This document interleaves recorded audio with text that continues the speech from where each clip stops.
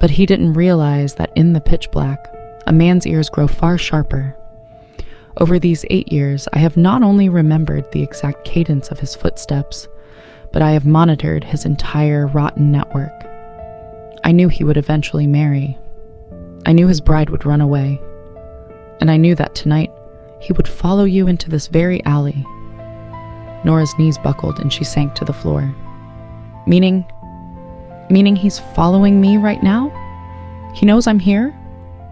Daniyal offered a bitter, faint smile, walked over to the table and picked up his cup of cold tea. Farid is a predator, Nora. He can scent fear from miles away.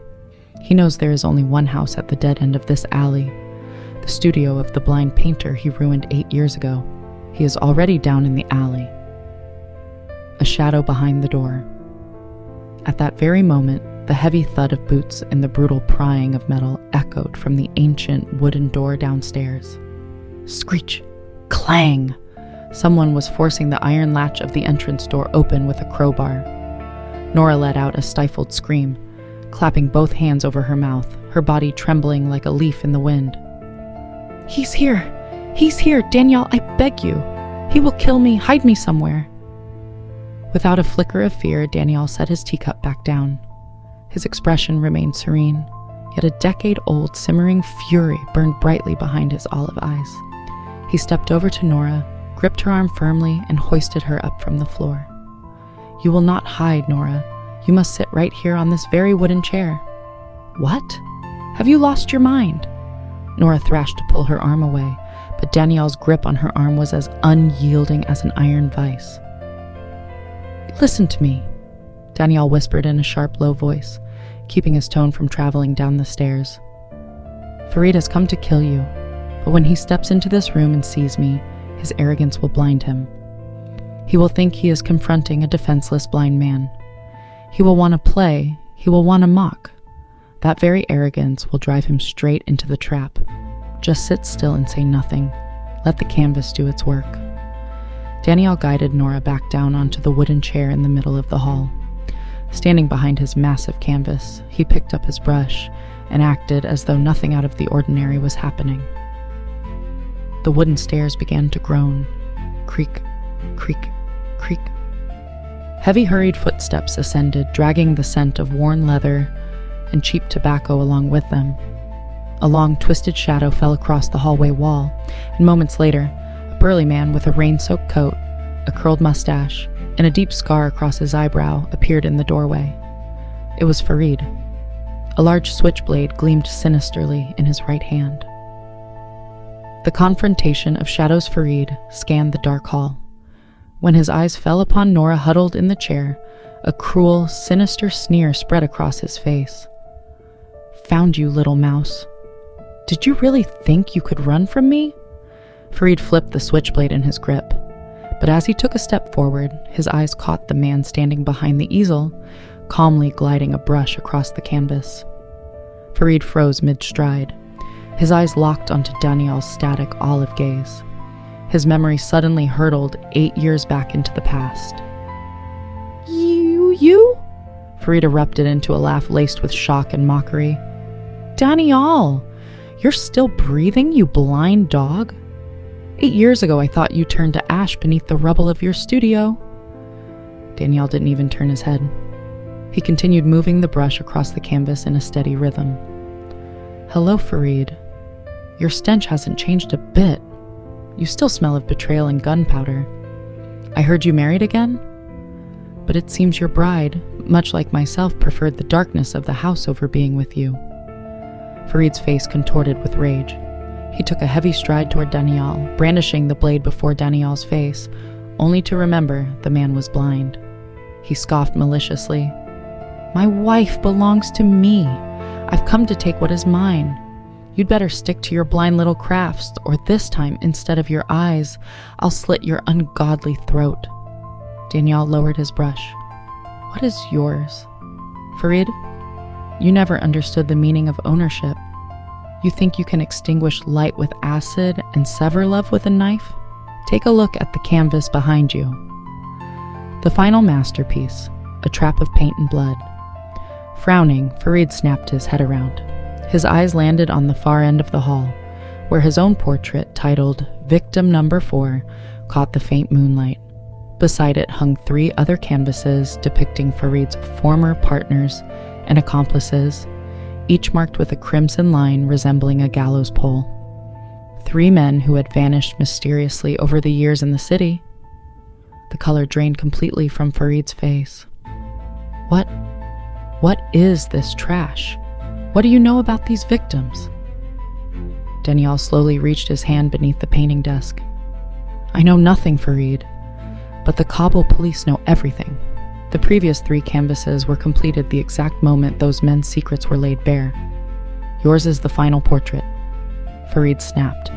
With a feral roar, he raised the switchblade and lunged at Daniyal. I'll kill you, you blind dog! But there was one crucial thing Farid had failed to calculate. This studio was Daniyal's domain of darkness. Daniyal had walked this pitch-black room with closed eyes for 8 long years.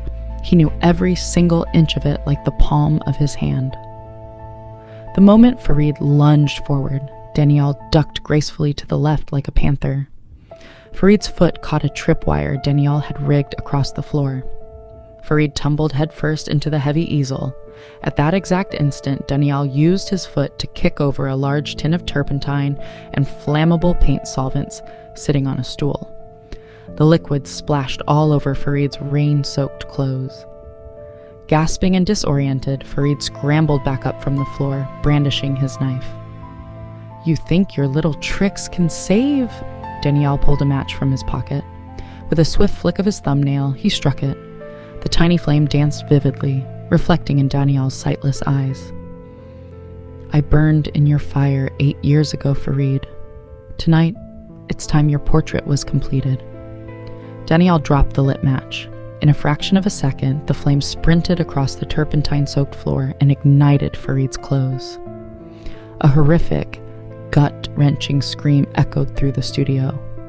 Enveloped in flames, Farid stumbled desperately toward the tall window, crashing straight through the aged glass and plunging into the dark alley 2 stories below with a violent shatter. Epilogue: a light in the depths of darkness. A profound silence settled over the studio, broken only by the gentle crackle of burning cloth in the corner and the soft patter of rain outside. Nora lay on the floor, gasping for air in deep shock. Daniyal walked with calm, measured steps toward the shattered window. The cool, crisp rain air flooded into the room, clearing out the smoke. The distant wail of police sirens echoed from the end of the street. Daniyal had already summoned them with a discreet phone call beforehand. Daniyal turned around. He extended his hand toward Nora. It's over, Nora. The shadow that hunted you has been extinguished forever. With trembling hands, Nora reached out, took Daniyal's hand, and stood up. She looked into his olive eyes, eyes that still held no physical sight, yet to her were now the safest place in the world. What will you do now? Nora whispered softly. Daniyal offered a small, gentle smile. Picking up a brush from the floor, he walked over to Nora's canvas. With a single drop of white paint, he placed a tiny, brilliant dot right in the center of the dark eyes in Nora's portrait. I painted for 8 years just for this night, but now my brush is finally free. My darkness is over, Nora. If you wish, you can stay and teach me how to paint the light once again. The Kabul rain gradually subsided, and the first golden rays of dawn swept through the broken window, resting upon the canvas where the portrait of a girl was captured, smiling through the shadows toward the light. An explosion of fiery blasts severed the darkness of the studio as Farid's harrowing screams dissolved into the shattering of glass. His engulfed body plunged from the second-story window, crashing onto the wet cobblestones of the alley below. A heavy silence settled over the room. The only sound left was the quiet crackle of burning canvas edges and the patter of rain drifting through the shattered window.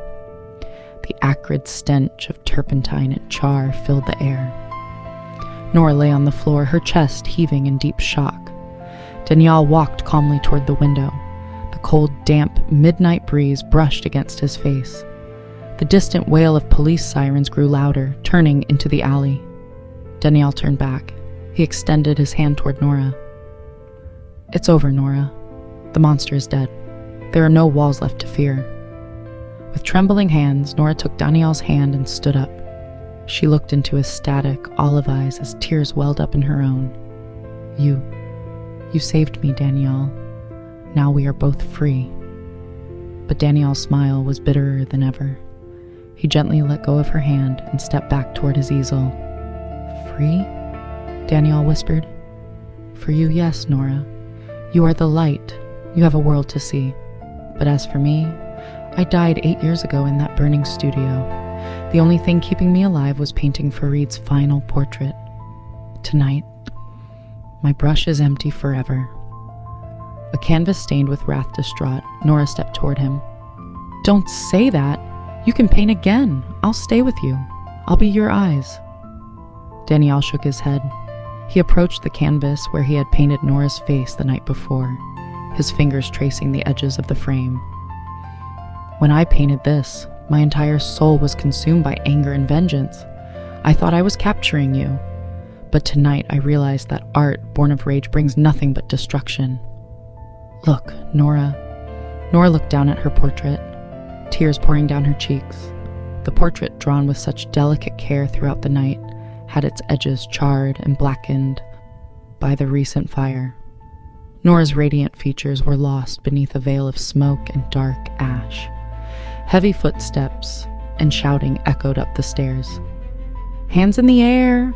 Nobody move!"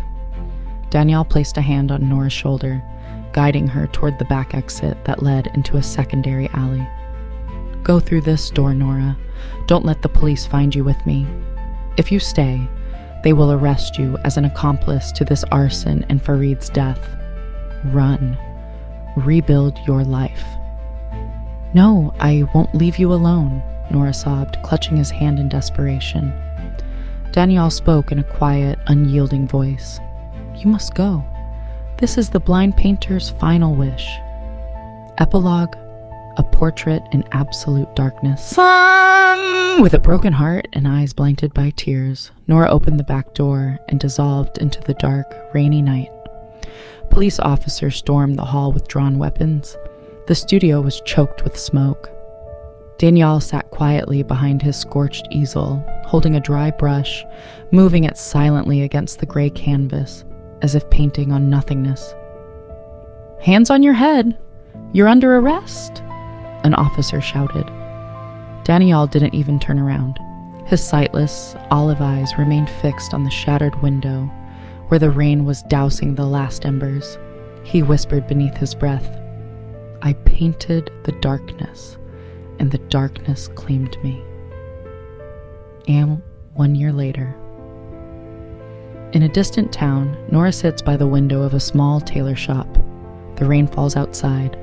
Every morning she looks at her hands that no longer wear chains, yet belong to a heart left behind in a dark studio.